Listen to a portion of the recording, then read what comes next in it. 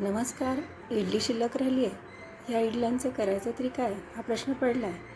तर मग बनवूयात छान असा पदार्थ, तवा इडली फ्राय. काहीच जास्त साहित्य लागत नाही, एकदम क्रिस्पी व कुरकुरीत असा होतो. त्यासाठी आपण शिल्लक इडल्या अशा चिरून घेतल्यात, अशा उभ्या कापामध्ये अशा एकसारख्या चिरून घेतल्यात आपण का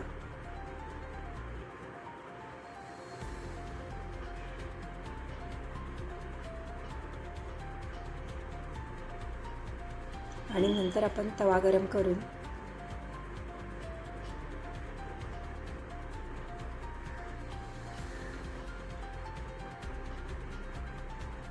त्यामध्ये 1 चमचा तेल टाकणार आहे आणि हे तेल आपल्याला सगळीकडे एकसारखं असं पसरवून घ्यायचं आहे.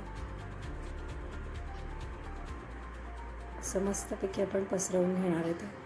त्याच्यामध्ये एक एक करून आपल्याला सगळ्या इडल्या अशा ठेवून घ्यायचे. इडलीचे तुकडे जे आपण कापून घेतले होते ते असे छान सगळीकडे पसरवून घ्यायचे.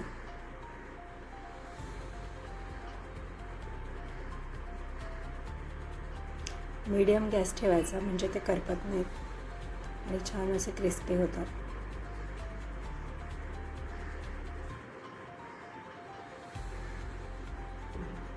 एक 2 मिनटं चांगले शेकून घ्यायचे एका साईडने.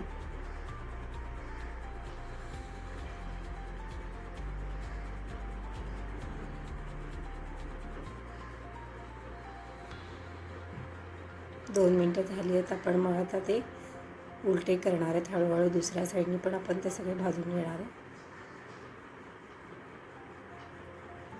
बघू शकता तुम्ही किती छान गोल्डन ब्राऊन करायला आहे.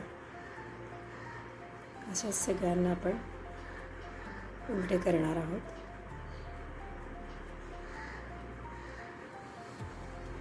मस्त आता क्रस्ट तयार झाल्यावरती लहान मुलांना तर खूपच आवडतं. एकदम कुरकुरीत लागतो हा पदार्थ.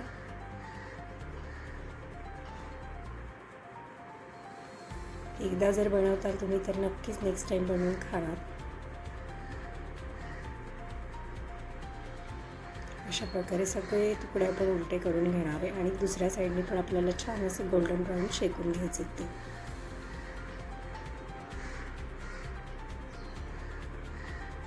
दोन्ही साईडनी मस्त शेकले गेले. वरून आपण थोडी चिरलेली कोथिंबीर टाकतो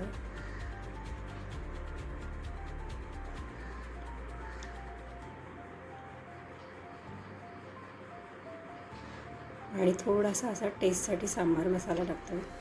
आवडीनुसार तुम्ही टाकू शकता, नाही टाकला तरी चालू शकतो. लाल तिखट टाकलं तरी चालेल, पण सांबार मसाल्यामुळे त्याला छान अशी टेस्ट येते. तयार आहे आपला झटकीपट एकदम 5 मिनिटाच्या आत मस्त क्रंची असा तवा इडली फ्राय. रेसिपी आवडली तर नक्की लाईक करा, सबस्क्राईब करा, शेअर करा व कमेंट करा आणि अशा छान छान रेसिपीजसाठी माझ्या चॅनलला फॉलो करा. थँक्यू.